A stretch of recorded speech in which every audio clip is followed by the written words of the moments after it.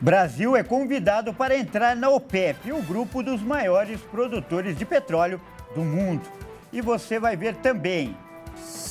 Hoje é dia do evangélico. 1 a cada 3 brasileiros faz parte dessa fé. Vamos dar para Jesus uma linda salva de palmas. Depois dos trens e metrôs, São Paulo agora vai ter que enfrentar a greve dos ônibus.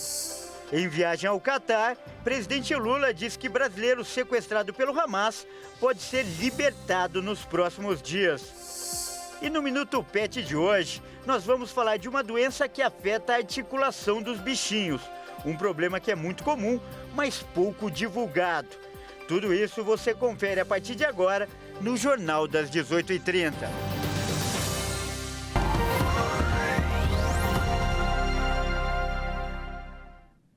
Olá, seja muito bem-vindo. Nós estamos ao vivo. São 18 horas e 33 minutos pelo horário de Brasília. Eu sou o Kleber Werneck e a partir de agora você confere comigo as notícias do Brasil e do mundo desta quinta-feira. E olha só, o Brasil recebeu o convite para ser membro da OPEP, que é o grupo dos maiores produtores de petróleo do mundo. O governo brasileiro afirma que está analisando a possibilidade. A OPEP, a Organização dos Países Exportadores de Petróleo, apresentou um convite formal para que o Brasil faça parte do bloco, mas na condição de membro associado. Tanto o Itamaraty como o Palácio do Planalto confirmaram o convite, mas informaram que não existe uma decisão por parte do Brasil sobre a adesão. O cartel conta com os principais exportadores de petróleo do mundo, mas o convite ao Brasil é para que faça parte do grupo de 10 países considerados associados. O país não seria membro pleno e nem teria o mesmo peso nos votos, mas poderia fazer parte dos debates. Fundado ainda nos anos 60, o bloco reúne 13 produtores de petróleo, liderado pela Arábia Saudita e que conta ainda com os governos do Irã, Iraque, Venezuela e Emirados Árabes Unidos. A gente continua falando de economia e, aliás, com uma boa notícia. O desemprego caiu no trimestre terminado em outubro. Segundo o IBGE, a população ocupada registrou um recorde na série histórica iniciada em 2012. A taxa de desemprego no Brasil foi de 7,6% no trimestre móvel terminado em outubro, segundo a PNAD contínua do IBGE. Essa é a menor taxa trimestral desde fevereiro de 2015, quando chegou a 7,5%. No mesmo trimestre do ano passado, a taxa era de 8,3%. Com os resultados deste trimestre, o número absoluto de desocupados teve baixa de 3,1% contra o trimestre anterior, chegando a 8.300.000 pessoas, ou seja, 261 mil pessoas a menos do que o trimestre anterior. O país chegou ao menor contingente de desocupados desde abril de 2015. Entre agosto e outubro, houve crescimento de 0,9% na população ocupada, que chegou ao recorde de 100.200.000 pessoas, o maior número da série histórica iniciada em 2012. No ano, o aumento foi de 0,5%, com mais 545 mil pessoas ocupadas. O IBGE também destacou o número de empregados com carteira de trabalho no setor privado, que chegou a 37.600.000 trabalhadores. Este é o maior contingente desde junho de 2014. No trimestre encerrado em outubro, houve aumento de 992 mil empregados com carteira a mais do que havia no ano passado. E olha só, motoristas e cobradores de ônibus de São Paulo farão greve nesta sexta-feira. Eles protestam contra a suspensão do resultado das eleições do sindicato. A decisão foi emitida pelo Tribunal Regional do Trabalho, TRT, após pedido de uma das chapas derrotadas nas eleições. Já o Sindimotoristas afirmou que não convocou a greve e que a eventual paralisação é ilegal. Caso seja descumprida a decisão da Justiça do Trabalho, haverá multa de R$50 mil. Sendo realizada a greve, esta será a segunda paralisação dos ônibus municipais de São Paulo em menos de 2 semanas. No último dia 21, 9 terminais foram bloqueados por sindicalistas. O ato aconteceu em meio à eleição do Sindimotoristas. O próprio sindicato classificou a ação do dia 21 como uma maneira de prejudicar o processo eleitoral. Em julho, Outro pleito realizado na sede do sindicato, na região central da capital, acabou adiado em razão de um tiroteio em frente à entidade. E o governo de Santa Catarina lançou um novo programa para ajudar os agricultores que sofreram com as fortes chuvas que atingiram o estado. Serão liberados 50 milhões de reais em recursos.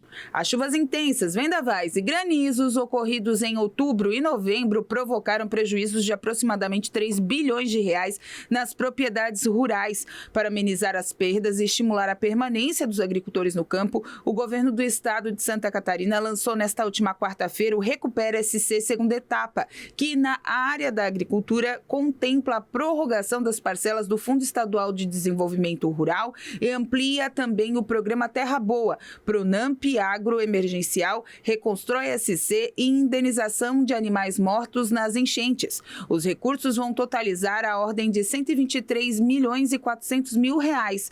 Os agricultores poderão solicitar a prorrogação de parcelas de financiamento do FDR envolvendo os programas Fomento Agro SC, ProSolo e Água SC, Reconstrói SC e Realize e Conecta Agro com a programação das parcelas em vencimento no período de 1º de outubro de 2023 a 31 de março de 2024. Foram realocados recursos do projeto Calcário para o projeto Sementes de Milho. Isso representa acréscimo de 50 mil sacas para atendimento a aproximadamente 12 mil agricultores e replantio de 50 mil hectares. Também estão sendo disponibilizados 12 mil sacas de semente de arroz para atenderem até 30 sacas por agricultor, beneficiando no mínimo 400 produtores e replantio de 2 mil hectares de lavoura. E sob o efeito do El Niño com o novembro chuvoso, produtores do Mato Grosso do Sul estão concluindo o plantio da soja. Produtores de Dourados conseguiram finalizar nos últimos dias o plantio da safra 2023-24 de soja, após o retorno das chuvas, que tem a expectativa de continuidade nos próximos dias, mas de forma mais irregular. Como o plantio foi iniciado em setembro e sendo concluído agora em novembro por conta dessa irregularidade, em torno de 20% dos 230 mil hectares cultivados já estão na fase de floração. As chuvas, principalmente no ano de El Niño, ela concentrou bastante na região sul do estado do Mato Grosso do Sul. Então, no sul do Mato Grosso do Sul, concentrou as chuvas, né? E o pessoal conseguiu fazer bem a semeadura da soja. Diferentemente do norte, que as chuvas foram mais escassas, né? E mais localizadas. Demorou mais a semeadura para lá, para o norte, tanto do nosso estado, como para o Mato Grosso, Mato Piba, enfim. As regiões produtoras de soja, ela está tendo chuvas localizadas. Essas últimas chuvas que ocorreram agora no mês de novembro, que foram praticamente uniforme em todos os estados, né? Então agora é uma observação de você fazer o replantio onde não ficou tão adequado e nas áreas onde não foram feito o plantio, fazer a semeadura da soja. Levantamento das safras e mercado indica que o plantio da safra 23-24 de soja em Mato Grosso do Sul atingiu até o dia 24 de novembro 28% dos mais de 4 milhões de hectares previstos. A área deve ser 3,9% maior frente aos plantados no ano passado. E veja a seguir, Lula afirma que brasileiro sequestrado pelo Hamas pode ser libertado nos próximos dias. E ainda, um alerta no Minuto Pet, uma doença silenciosa que afeta a articulação dos bichinhos. Nós voltamos já.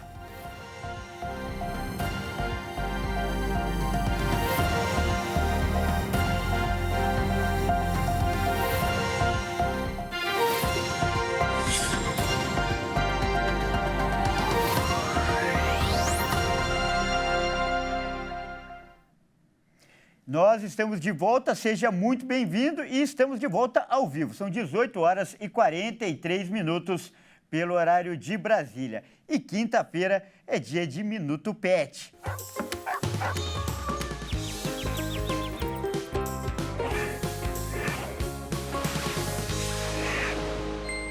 Olá, boa noite, Carol. E hoje a gente vai falar da saúde dos bichinhos. Isso porque problemas nas articulações não aparece somente em pessoas, não é mesmo, Carol? Bem-vinda ao jornal.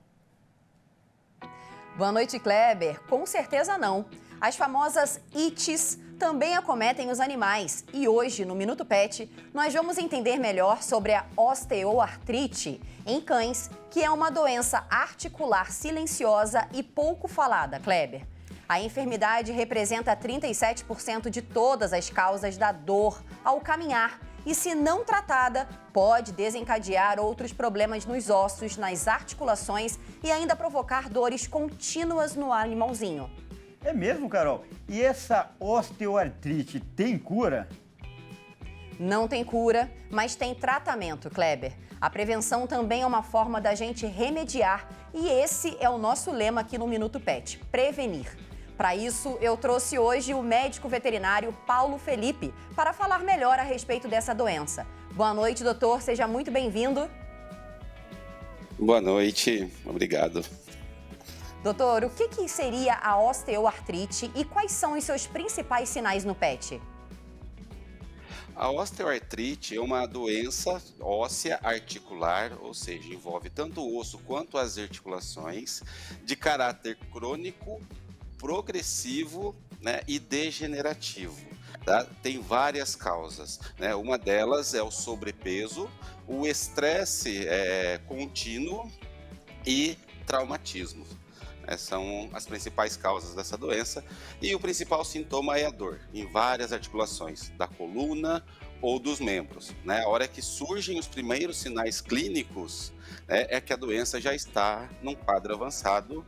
O animal tem dificuldade em caminhar, ele tem dificuldade em comer porque a dor tira a fome dele, ele não quer brincar, que aqueles animais que são bem ativos, eles evitam brincar. E o principal, qualquer toque nele, ele vai reclamar de dor. Tá certo, doutor.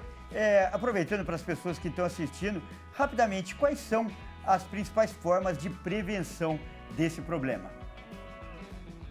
Veja bem, como ela está associada muito ao traumatismo e ao envelhecimento, a melhor forma é uma dieta adequada, o controle de peso desse animal e exercícios orientados. Tá? Ela é multifatorial, mas as principais prevenções é essa, principalmente a dieta e o exercício controlado. É isso aí, nós acabamos de conversar com o veterinário Paulo. Muito obrigada pela sua participação, doutor. Eu que agradeço, boa noite a todos. Muito obrigado, doutor, muito obrigado, Carol. E na semana que vem tem mais Minuto Pet.